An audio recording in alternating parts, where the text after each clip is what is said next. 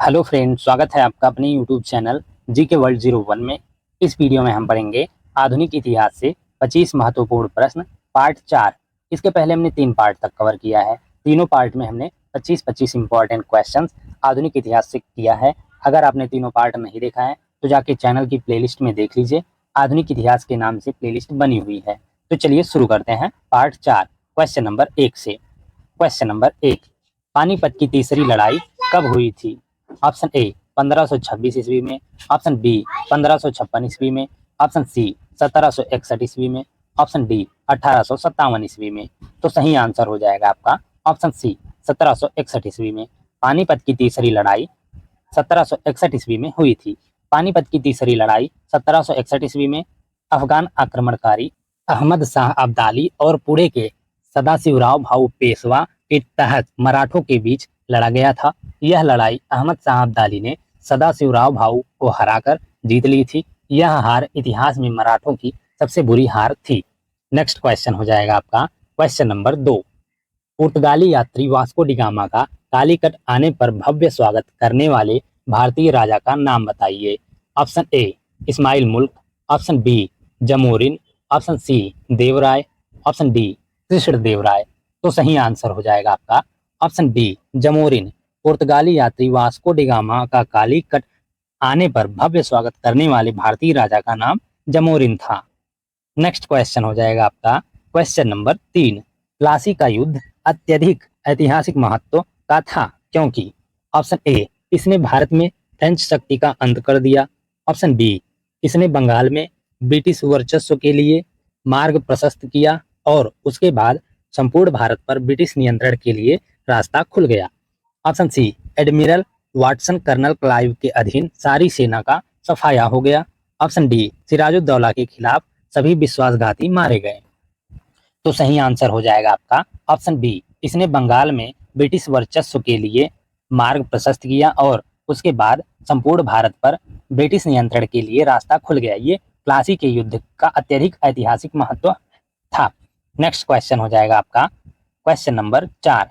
किस गवर्नर ने भारत में पहली बार सिविल सेवाएं शुरू की थी? ऑप्शन ए लॉर्ड कॉर्नवालिस ने, ऑप्शन बी लॉर्ड डलहौजी ने, ऑप्शन सी लॉर्ड वेलेजली ने, ऑप्शन डी लॉर्ड हेस्टिंग्स ने। तो सही आंसर हो जाएगा आपका ऑप्शन ए लॉर्ड कॉर्नवालिस ने। गवर्नर लॉर्ड कॉर्नवालिस ने भारत में पहली बार सिविल सेवाएं शुरू की थी। नेक्स्ट क्वेश्चन हो जाएगा आपका क्वेश्चन नंबर 5। राजा राममोहन राय ने किसके विरुद्ध एक ऐतिहासिक आंदोलन का आयोजन किया था? ऑप्शन ए जाति प्रथा के विरुद्ध, ऑप्शन बी सती की कुप्रथा के विरुद्ध, ऑप्शन सी समाज में महिलाओं की अपमानजनक स्थिति के विरुद्ध, ऑप्शन डी व्यर्थ के धार्मिक अनुष्ठानों का पालन के विरुद्ध। तो सही आंसर हो जाएगा आपका ऑप्शन बी सती की कुप्रथा के विरुद्ध। राजा राममोहन राय ने सती की कुप्रथा के विरुद्ध एक ऐतिहासिक आंदोलन का आयोजन किया था। नेक्स्ट क्वेश्चन हो जाएगा आपका क्वेश्चन नंबर 6। भारतीय विश्वविद्यालय अधिनियम 1904 किस वायसराय के प्रभुत्व में पारित किया गया था? ऑप्शन ए लॉर्ड लिटन के प्रभुत्व में, ऑप्शन बी लॉर्ड कर्जन के प्रभुत्व में, ऑप्शन सी लॉर्ड रिपन के प्रभुत्व में, ऑप्शन डी लॉर्ड हार्डिंग प्रथम के प्रभुत्व में। तो सही आंसर हो जाएगा आपका ऑप्शन बी लॉर्ड कर्जन के प्रभुत्व में। भारतीय विश्वविद्यालय अधिनियम 1904 ईस्वी में जो हुआ था वो वायसराय लॉर्ड कर्जन के प्रभुत्व में पारित किया गया था। लॉर्ड कर्जन के कार्यकाल के दौरान भारतीय विश्वविद्यालयों का अधिनियम पारित किया गया था। नेक्स्ट क्वेश्चन हो जाएगा आपका क्वेश्चन नंबर 7। किस विद्रोह का उल्लेख बंकिम चंद्र चटर्जी ने अपने उपन्यास आनंद मठ में किया है? ऑप्शन ए रामोसी विद्रोह का, ऑप्शन बी अहोम विद्रोह का, ऑप्शन सी सन्यासी विद्रोह का, ऑप्शन डी कित्तूर विद्रोह का। तो सही आंसर हो जाएगा आपका ऑप्शन सी सन्यासी विद्रोह का। सन्यासी विद्रोह का उल्लेख बंकिम चंद्र चटर्जी ने अपने उपन्यास आनंद मठ में किया है। नेक्स्ट क्वेश्चन हो जाएगा आपका क्वेश्चन नंबर 8। सन 1857 में निम्नलिखित नेताओं में से किसने सबसे पहले अपना बलिदान दिया? ऑप्शन ए कुंवर सिंह ने, ऑप्शन बी रानी लक्ष्मीबाई ने, ऑप्शन सी तात्या तोपे ने, ऑप्शन डी मंगल पांडे ने। तो सही आंसर हो जाएगा आपका ऑप्शन डी मंगल पांडे ने। सन 1857 ईस्वी में इन नेताओं में से मंगल पांडे ने सबसे पहले अपना बलिदान दिया था। नेक्स्ट क्वेश्चन हो जाएगा आपका क्वेश्चन नंबर 9। वर्ष 1885 ईस्वी में हुई भारतीय राष्ट्रीय कांग्रेस की प्रथम मीटिंग की अध्यक्षता किसके द्वारा की गई थी? Option A Shri PM Mehta के द्वारा, ऑप्शन बी व्योमेश चंद्र बनर्जी के द्वारा, ऑप्शन सी DE वाचा के द्वारा, ऑप्शन डी SN बनर्जी के द्वारा। तो सही आंसर हो जाएगा आपका ऑप्शन बी व्योमेश चंद्र बनर्जी के द्वारा। WC बनर्जी भी ऑप्शन देता है, तो आपका WC बनर्जी व्योमेश चंद्र बनर्जी होगा। वर्ष 1885 ईस्वी में हुई भारतीय राष्ट्रीय कांग्रेस की प्रथम मीटिंग की अध्यक्षता व्योमेश चंद्र बनर्जी के द्वारा की गई थी। नेक्स्ट क्वेश्चन हो जाएगा आपका क्वेश्चन नंबर 10। उग्रवाद के 3 प्रमुख स्तंभों में कौन एक शामिल नहीं है? Option A Arvind Ghosh, option B Bipin Chandra Pal, option C Bal Gangadhar Tilak, option D Lala Lajpat Rai. तो सही आंसर हो जाएगा आपका ऑप्शन ए अरविंद घोष। उग्रवाद के 3 प्रमुख स्तंभों में अरविंद घोष शामिल नहीं है। 3 प्रमुख स्तंभ कौन कौन है? बिपिन चंद्र पाल, बाल गंगाधर तिलक और लाला लाजपत राय। इन तीनों को उग्रवाद के स्तंभ के नाम से जाना जाता है। नेक्स्ट क्वेश्चन हो जाएगा आपका क्वेश्चन नंबर 11। मुस्लिम लीग के प्रथम अध्यक्ष कौन थे? Option A Aga Khan, option B Hamid Khan, option C Hasan Khan, option D MA Jinnah, Mohammad Ali Jinnah. तो सही आंसर हो जाएगा आपका option A Aga Khan. Muslim league के प्रथम अध्यक्ष आगा खां थे। मुस्लिम लीग की स्थापना 1906 ईस्वी में आगा खां ने ढाका के नवाब सलीमुल्लाह और नवाब मोहसिन उल मुल्क के नेतृत्व में की थी। वकार उल मुल्क मुस्लिम लीग के पहले अध्यक्ष थे। ऑप्शन में वकार उल मुल्क नहीं दिया है, यानी अध्यक्ष आपकी स्थापना किसने की थी, ये भी आप आंसर इसका दे सकते हैं।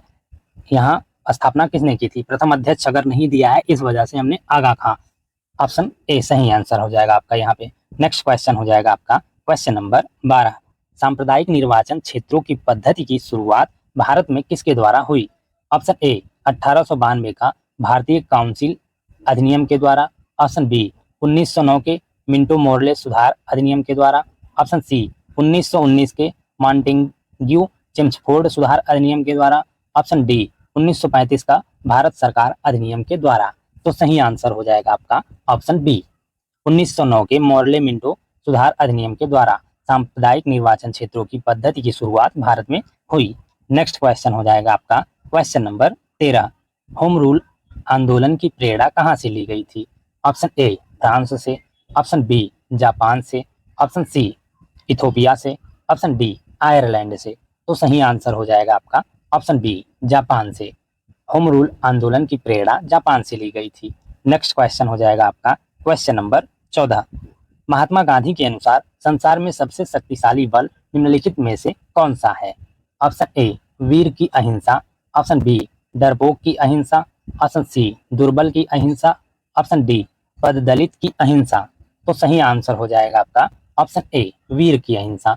महात्मा गांधी के अनुसार संसार में सबसे शक्तिशाली बल वीर की अहिंसा है। नेक्स्ट क्वेश्चन हो जाएगा आपका क्वेश्चन नंबर 15। जब रॉलेट एक्ट पारित हुआ उस समय भारत का वायसराय कौन था? Option A Lord Irwin, option B Lord Reading, option C Lord Chelmsford, option D Lord Wavell. तो सही आंसर हो जाएगा आपका ऑप्शन सी लॉर्ड चेम्सफोर्ड। जब रॉलेट एक्ट पारित हुआ उस समय भारत का वायसराय लॉर्ड चेम्सफोर्ड था। लॉर्ड चेम्सफोर्ड 1916 से 21 के मध्य भारत के वायसराय रहे। इन्हीं के कार्यकाल के दौरान 1919 ईस्वी में रॉलेट एक्ट पारित हुआ था। नेक्स्ट क्वेश्चन हो जाएगा आपका क्वेश्चन नंबर 16। एक वर्ष में स्वराज्य का नारा गांधी जी ने किस आंदोलन के दौरान दिया था?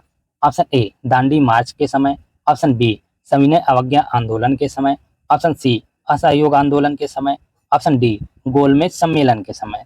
तो सही आंसर हो जाएगा आपका ऑप्शन सी असहयोग आंदोलन के समय। एक वर्ष में स्वराज्य का नारा गांधी जी ने असहयोग आंदोलन के समय दिया था। नेक्स्ट क्वेश्चन हो जाएगा आपका क्वेश्चन नंबर 17। गदर पार्टी का मुख्यालय कहाँ था? ऑप्शन ए कराची में, ऑप्शन बी मॉस्को में, ऑप्शन सी बर्लिन में, ऑप्शन डी सैन फ्रांसिस्को में। तो सही आंसर हो जाएगा आपका ऑप्शन डी सैन फ्रांसिस्को में। गदर पार्टी का मुख्यालय सैन फ्रांसिस्को में था। नेक्स्ट क्वेश्चन हो जाएगा आपका क्वेश्चन नंबर 18। सत्याग्रह के 3 प्रमुख स्वरूप कौन से हैं? ऑप्शन ए क्रांति, जनमत तथा बहिष्कार, ऑप्शन बी असहयोग, सविनय अवज्ञा तथा बहिष्कार, ऑप्शन सी बहिष्कार, सविनय अवज्ञा तथा विद्रोह, ऑप्शन डी असहयोग, क्रांति तथा अस्वीकार, जनमत सत्याग्रह। तो सही आंसर हो जाएगा आपका ऑप्शन बी असहयोग, सभी ने अवज्ञा तथा बहिष्कार, ये सत्याग्रह के 3 प्रमुख स्वरूप हैं। नेक्स्ट क्वेश्चन हो जाएगा आपका क्वेश्चन नंबर 19। भारत छोड़ो आंदोलन का नारा किसने दिया था? ऑप्शन ए सरदार पटेल ने, ऑप्शन बी महात्मा गांधी ने, ऑप्शन सी सुभाष चंद्र बोस ने, ऑप्शन डी जवाहरलाल नेहरू ने। तो सही आंसर हो जाएगा आपका ऑप्शन बी महात्मा गांधी ने। भारत छोड़ो आंदोलन का नारा महात्मा गांधी ने दिया था। नेक्स्ट क्वेश्चन हो जाएगा आपका क्वेश्चन नंबर 20। सुभाष चंद्र बोस निम्न में से कब भारतीय जानपद सेवा ICS परीक्षा में उत्तीर्ण हुए थे? ऑप्शन ए 1918 ईस्वी में, ऑप्शन बी 1919 ईस्वी में, ऑप्शन सी 1920 ईस्वी में, ऑप्शन डी 1921 ईस्वी में। तो सही आंसर हो जाएगा आपका ऑप्शन सी 1920 ईस्वी में। सुभाष चंद्र बोस 1920 ईस्वी में ICS परीक्षा में उत्तीर्ण हुए थे। नेक्स्ट क्वेश्चन हो जाएगा आपका क्वेश्चन नंबर 21। अहमद शाह अब्दाली ने भारत पर कई बार आक्रमण किया, इसका प्रथम आक्रमण किस मुगल शासक के समय में हुआ था? ऑप्शन ए मोहम्मद शाह रंगीला के समय में, ऑप्शन बी अकबर द्वितीय के समय में, ऑप्शन सी आलमगीर द्वितीय के समय में, ऑप्शन डी शाह आलम द्वितीय के समय में। तो सही आंसर हो जाएगा आपका ऑप्शन ए मोहम्मद शाह रंगीला के समय में। अहमद शाह अब्दाली ने भारत पर कई बार आक्रमण किया था, इसका प्रथम आक्रमण मुगल बादशाह मोहम्मद शाह रंगीला के समय में हुआ था। नेक्स्ट क्वेश्चन हो जाएगा आपका क्वेश्चन नंबर 22। अंग्रेज शासक चार्ल्स द्वितीय को किसकी राजकुमारी से विवाह करने के लिए बंबई दहेज में दिया गया था? ऑप्शन ए हॉलैंड के, ऑप्शन डेनमार्क की, ऑप्शन सी फ्रांस की, ऑप्शन डी पुर्तगाल की। तो सही आंसर हो जाएगा आपका ऑप्शन डी पुर्तगाल की। अंग्रेज शासक चार्ल्स द्वितीय को पुर्तगाल की राजकुमारी से विवाह करने के लिए बंबई दहेज में दिया गया था। नेक्स्ट क्वेश्चन हो जाएगा आपका क्वेश्चन नंबर 23। 1700 ईस्वी में राजा राम की मृत्यु के बाद मराठाओं ने मुगलों के विरुद्ध युद्ध उसकी किस वीर पत्नी के नेतृत्व में जारी रखा?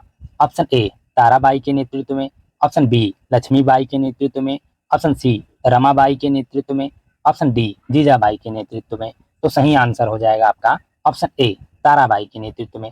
1700 ईस्वी में राजा राम की मृत्यु के बाद मराठाओं ने मुगलों के विरुद्ध युद्ध उसकी वीर पत्नी ताराबाई के नेतृत्व में जारी रखा था। नेक्स्ट क्वेश्चन हो जाएगा आपका क्वेश्चन नंबर 24। किस भारतीय राज्य पर कब्जा करने के लिए राज्य अपहरण नीति को नहीं अपनाया गया था? ऑप्शन ए सतारा पर, ऑप्शन बी नागपुर पर, ऑप्शन सी झांसी पर, ऑप्शन डी पंजाब पर। तो सही आंसर हो जाएगा आपका ऑप्शन डी पंजाब पर।